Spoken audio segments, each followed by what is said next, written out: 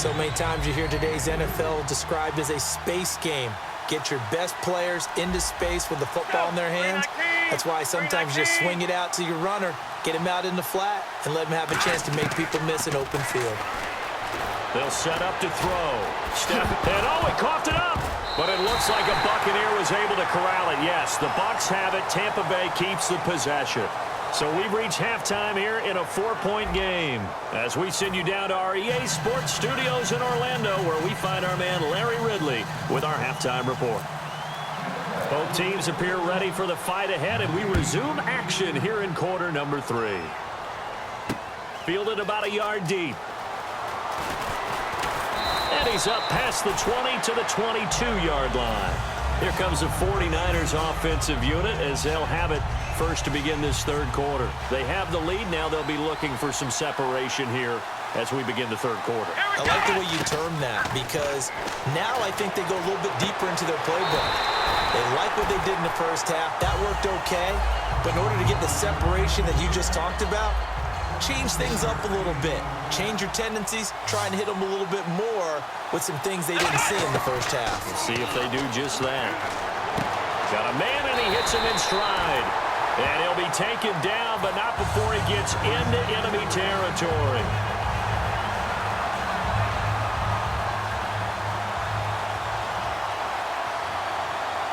Shift together here from the D-line. McNair to throw. And he's got his man in stride, complete. A gain of 6 there on first. Partner, it's a lot of fun watching the NFL now, isn't it? Because when the big fella runs routes, it used to be when we were kids, he'd run about 3 different routes, and that was it. Now he can run anything and catch the balls we just saw there. Got a man, and he hits him in stride.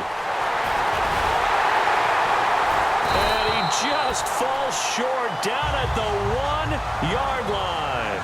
Coaches really don't care from what position they get this, but run after the catch ability, rack ability, is often the difference between winning and losing and changing field position. Only a yard that time, 2nd and goal. I do know from experience that when you slow down someone's running game, you're now doing the dictating on defense, and guess what? Now you're getting ready to tee off on their quarterback because they have to throw it all the time.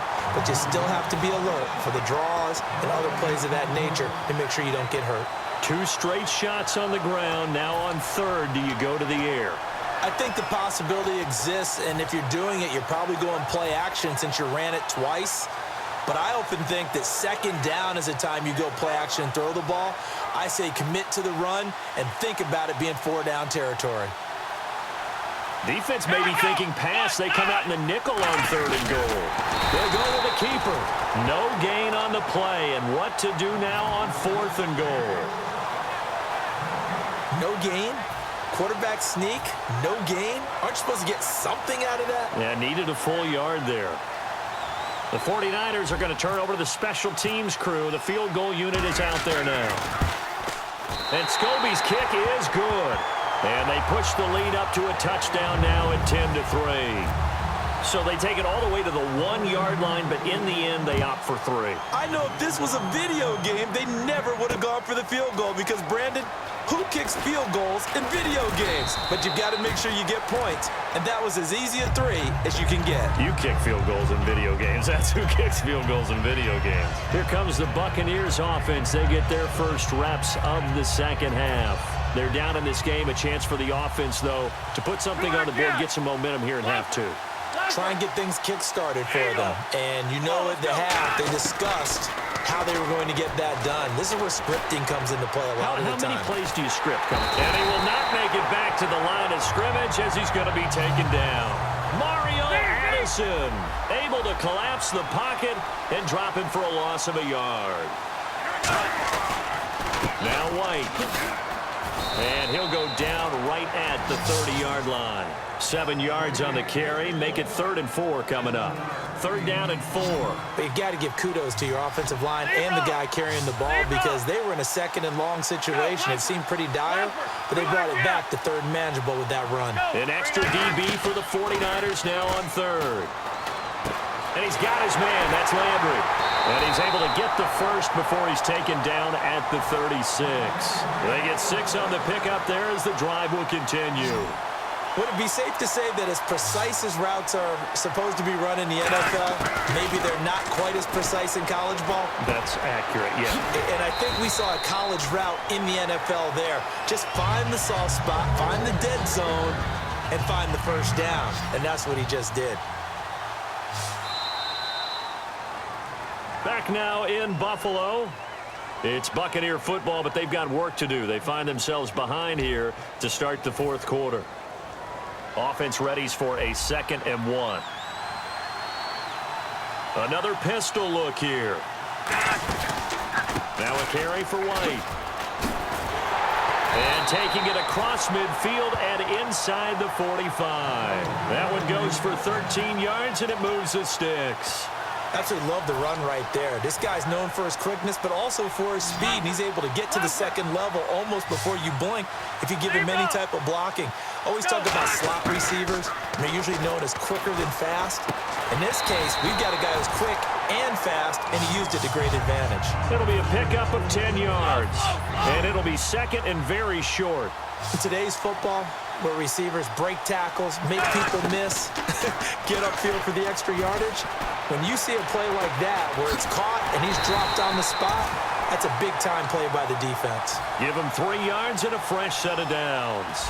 And let's see what the defensive coordinator may have up his sleeve here to try to get this final last stand and win this football game. They'll look to throw now on first down. His throw caught right around the 6. And he's into the end zone for a Tampa Bay touchdown. Mike Evans, 29 yards. And the Buccaneers are an extra point away from tying up this football game. And no sweat, he puts it through, and we are tied here in the 4th.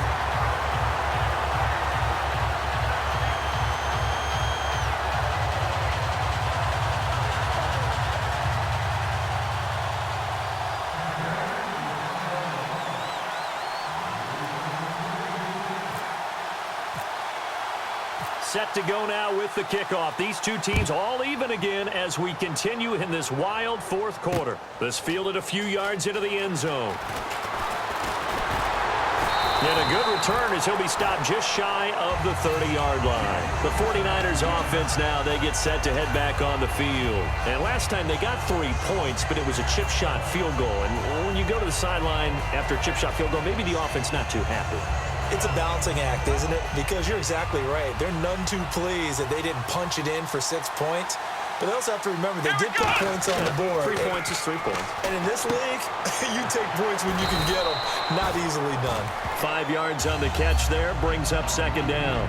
I know sometimes we can get fooled when we watch him make catches as we just saw him do there because he really looks like a wide receiver the way he goes about his business. Yeah, 230, 240 range. Yeah, not super huge. Maybe not counted on to be that inline point-of-attack blocker that we used to have in the good old days. But you can flex him out. You can run wide receiver routes with him. You can make him a primary target, and that's how he'll shred a defense. And the offense can string something together, but they'll need to do it quickly here to try to get points on the board and win this game.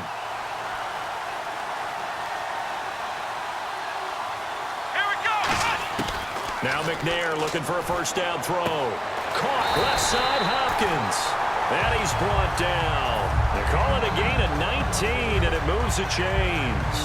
Well, coaches always talk about finding balance on offense. I don't think you get much more balance than this. Big-time run, big-time pass. A 1-2 combination. Looked pretty good. How about that? Let's see if they can continue to take that kind of a punch, though.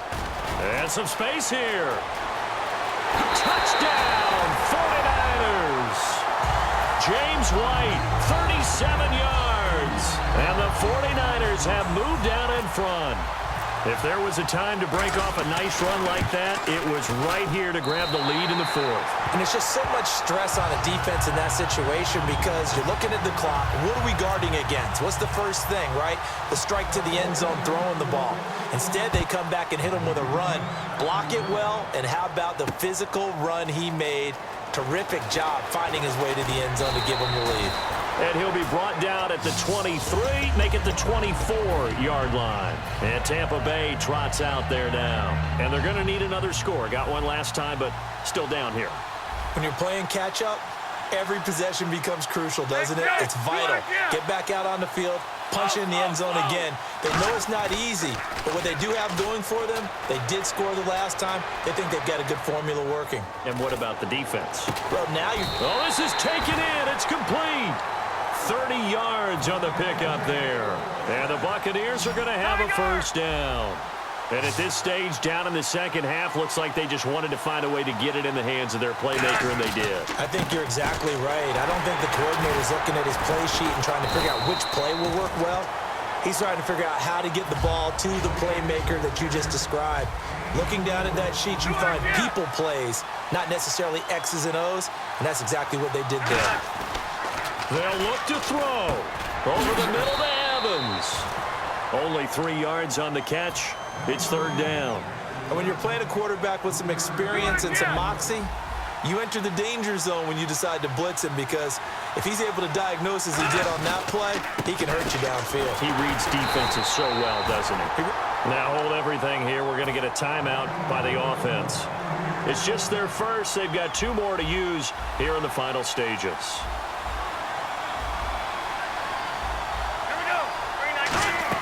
Back to throw.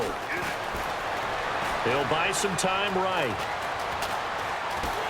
And he can't get a throw away. He's taken down. Mario Addison in there to drop him as the clock continues to roll. They'll send Beckham alone to the left side. Back to throw. And a play like that with how far he had to go to. Now whistles come in. We're going to get a timeout here by the offense. That'll leave him with just 1 remaining in this fourth quarter of play. So the offense has it 1st and 10. Eagle.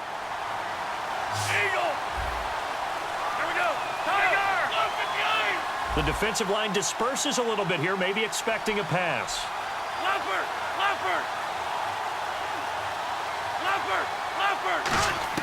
He's back to throw.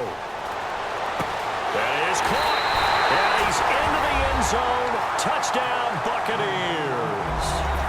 Mike Evans with 7 seconds remaining. And the Buccaneers are an extra point away from tying up this football game. Now hold everything here. We're going to get a timeout by the offense. That'll be their 3rd and final stoppage here as we step aside.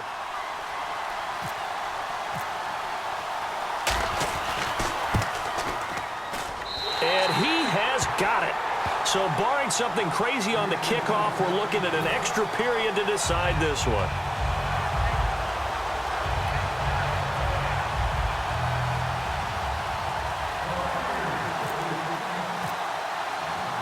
So here comes the kickoff now, all even here in this fourth quarter. Set to return. This is Brandon Cooks.